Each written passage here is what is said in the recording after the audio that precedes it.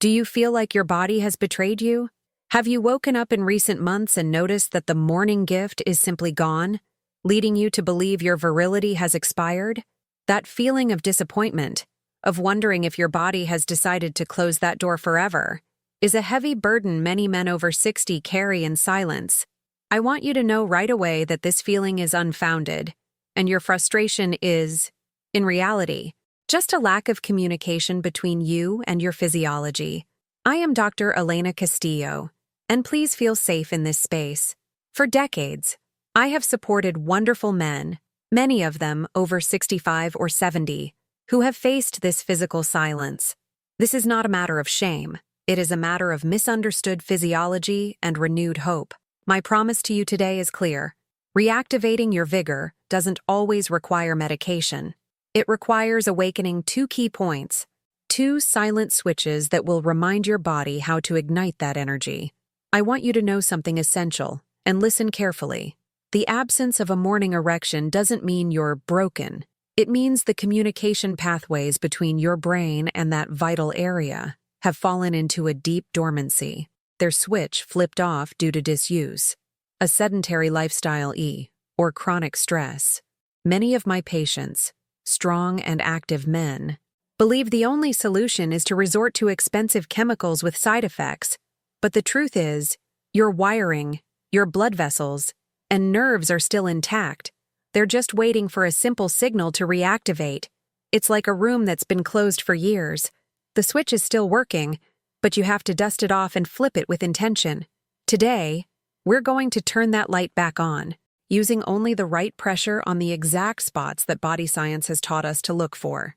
These are the points that will open the flow and awaken your dormant pathways. The first switch we need to reactivate is the flow switch. Think of an erection as a complex hydraulic operation. For the process to complete, two things are needed: healthy blood vessels and a strong signal that tells those vessels to relax and fill with blood.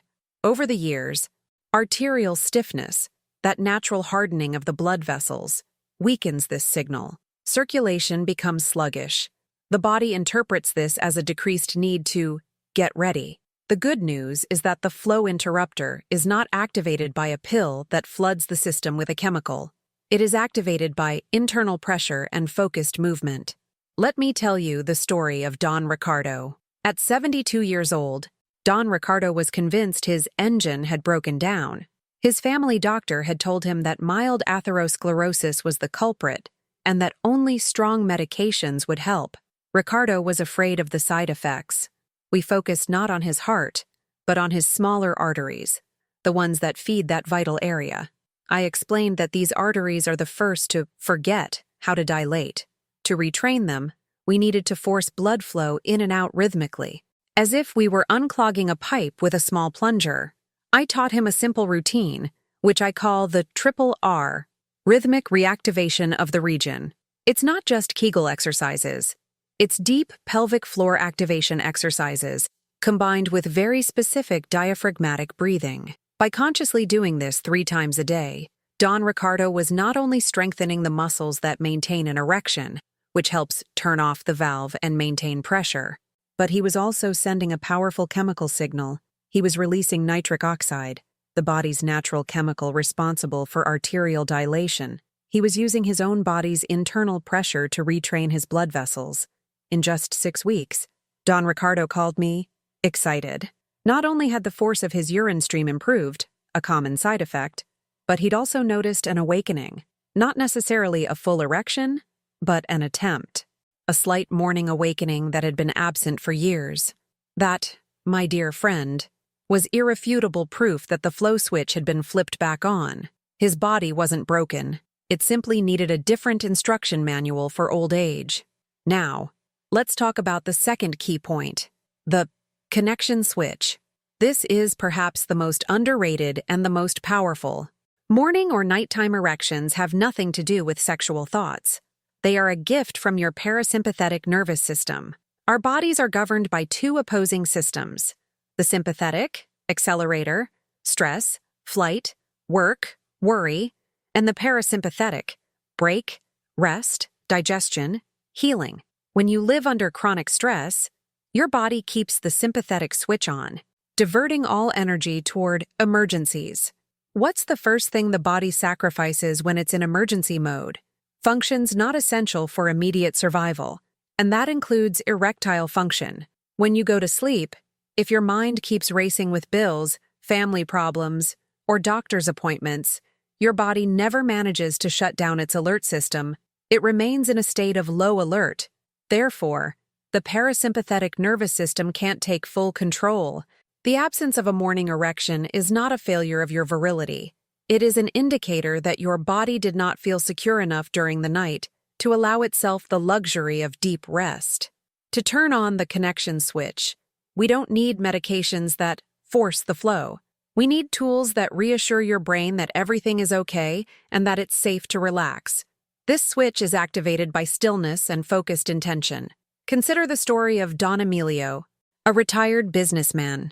Don Emilio was mentally hyperactive. He would lie in bed and spend hours planning the following week in his head. I explained to him that his brain was his head of security. If the head of security didn't turn off the office radio, the rest of his body didn't feel authorized to switch off. I suggested a very specific 5-minute bedtime ritual. No phone checks, no news, just a conscious mental unload. This involved lying down, placing one hand on the stomach and the other on the chest, and practicing an exhalation twice as long as the inhalation. For example, inhaling for 4 seconds, exhaling for 8. This simple physical act is a language the body understands immediately.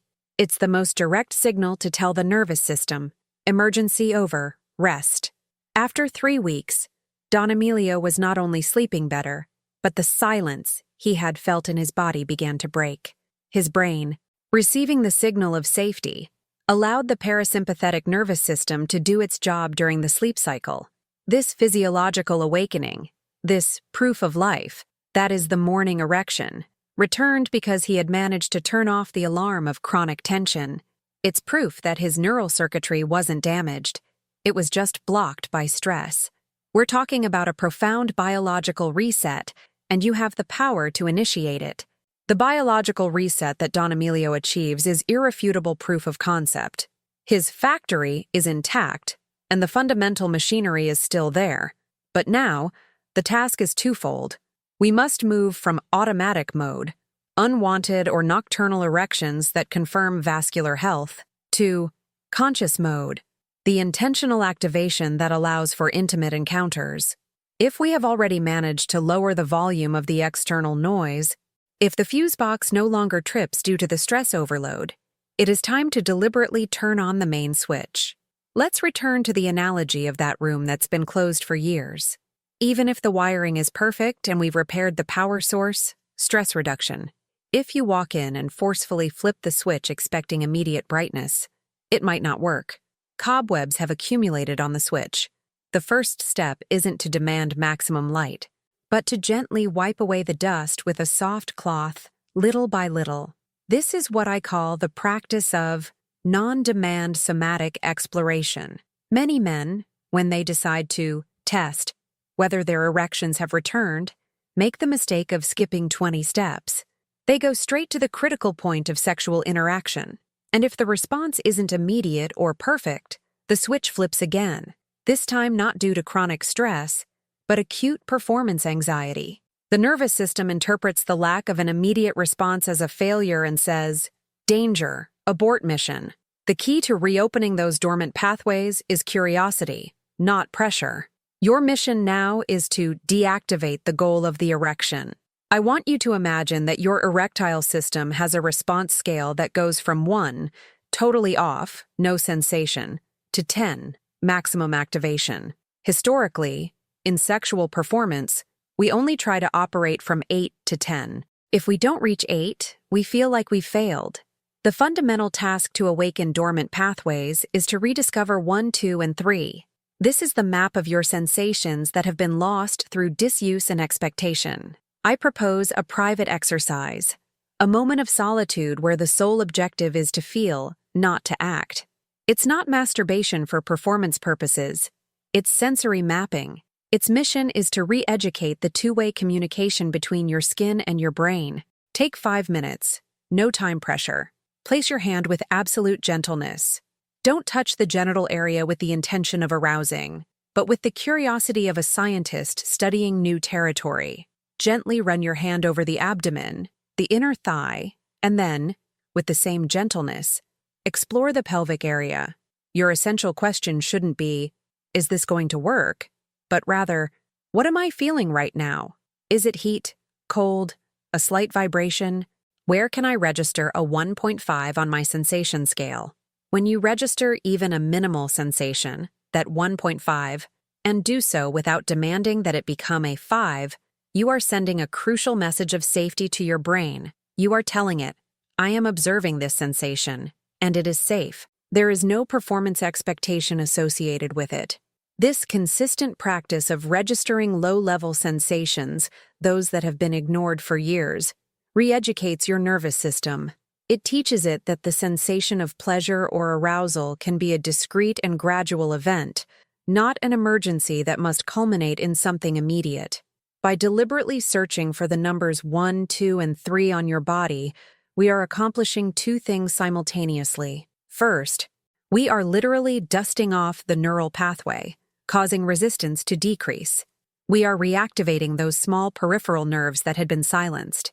Second, we are creating a new mental association, pleasure without pressure. We've gone from having a communication highway blocked by anxiety, the constant red light, to having a path overgrown with weeds, the dormant tracks. Now, with conscious exploration, you take the machete and begin to clear the way. Knowing that the main wiring is solid, an erection is simply a vascular and neurological function that follows a series of signals. If the signals are of curiosity and security, the response will be openness and fluidity. If the signals are of judgment and demand, the response will be closure and protection. You have complete control over the type of signal you want to send to your body. And believe me, your body is patiently waiting for you to give it permission to turn that light back on.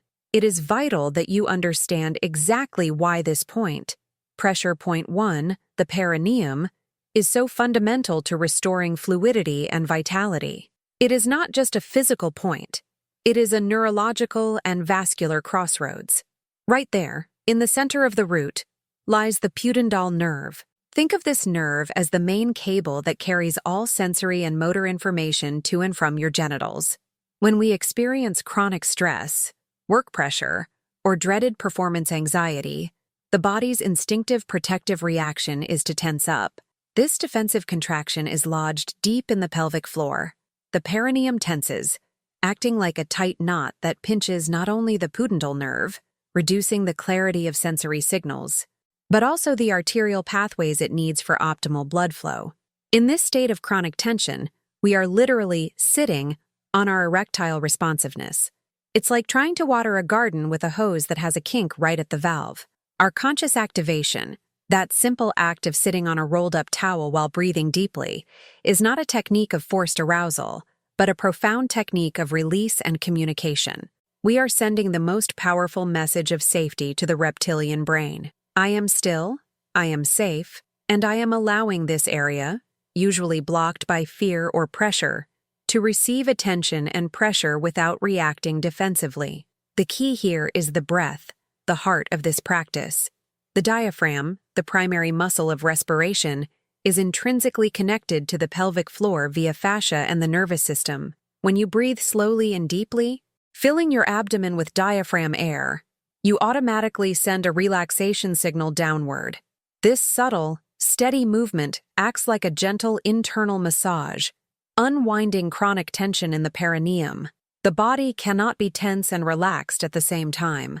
By deliberately prioritizing relaxation in the center of its power, we are forcing a transition from the sympathetic nervous system, fight or flight, to the parasympathetic nervous system, rest and digestion, or in our context, excitement and pleasure. Imagine your sexual system as a high-performance engine. For a long time, it's been running with the emergency lever on, pelvic tension, and revving high simultaneously, performance anxiety. The goal of this practice is to shift the emergency lever down and allow the engine to run at its natural idle speed, smooth, quiet, and ready to respond, but without the constant overheating. Men who have consistently practiced this activation report a profound change. And it's not just about the firmness of their erections. They report something we call an increase in background genital awareness. It's not raging, uncontrollable arousal. It's a subtle warmth, a gentle pulse, a sense of being more connected to that part of the body even in neutral moments, like while working or walking. It's the feeling that energy, once stagnant, is now flowing again. It's crucial to understand that this activation of the perineum is rewriting a program that has been in place for years. Don't be frustrated if you feel little or nothing in the first few sessions. If you feel discomfort or itching, it's simply confirming that the area was dormant and is now awakening. If you feel a wave of warmth or a slight throbbing sensation, you've found that point, 1, 2, or 3, and you're cultivating it. Remember, this practice is done alone, without expectations, and with the pure intention of curiosity. It's the difference between practicing an instrument because you must play in a concert, pressure, and practicing an instrument simply for the pleasure of listening to the sound it produces, curiosity and confidence. The pleasure you're seeking is the reward, not the goal. When the body is in this baseline state of safety and fluidity, when the perineum is relaxed and the neural and vascular pathways are clear, the erectile response, when desired, occurs much more easily and robustly. Why? Because the pathway is free of obstructions, and the brain isn't flooded with stress hormones that tell you to shut down. We are restoring functionality to the very core of your being, allowing energy to flow freely. Now, how can we take this concept of activation to an even deeper level, integrating it with the mind? Once we've established physical safety through the perineum, we must ensure that the second pressure point, the brain connection, is equally open to relaxation. If the body is open but the mind is still judging, the energy won't be sustained. We have come a long way in understanding that power and functional fluidity begin with somatic safety, from relaxing the perineum to clearing the neural pathways of stress blockages. Remember, robustness is not a goal to be pursued, but a reward that emerges when the body is free from judgment and the mind is at peace, allowing energy to rise unimpeded. I would love to hear from you. What small new sensation or discovery have you experienced while cultivating this practice of curiosity and safety in your body? Please share it in the comments. If this exploration has resonated with you and helped you restore your connection with yourself, I wholeheartedly invite you to subscribe to the channel to continue delving deeper into holistic health. Activate the notification bell so you don't miss our upcoming analyses, and share this vital knowledge. I deeply appreciate your trust and attention on this journey. Until next time, take care and continue exploring the peace that resides at your core. With love, Dr. Elena Castillo.